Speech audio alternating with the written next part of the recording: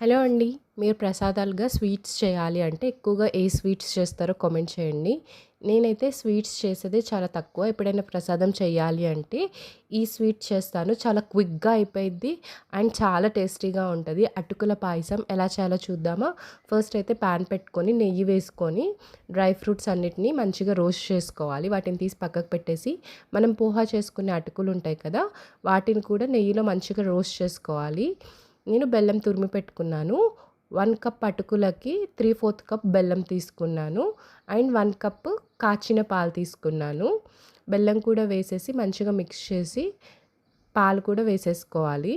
మంచిగా మిక్స్ చేసుకున్నాక స్టవ్ సిమ్‌లో పెట్టేసి ఒక 10 మినిట్స్ పాటు కుక్ అవ్వనిచ్చామనుకోండి, మంచిగా అటుకులు ఉడుకుతాయి, బెల్లం కూడా కరిగిద్ది అండ్ కన్సిస్టెన్సీ కూడా కొంచెం థిక్‌గా అవ్విద్ది.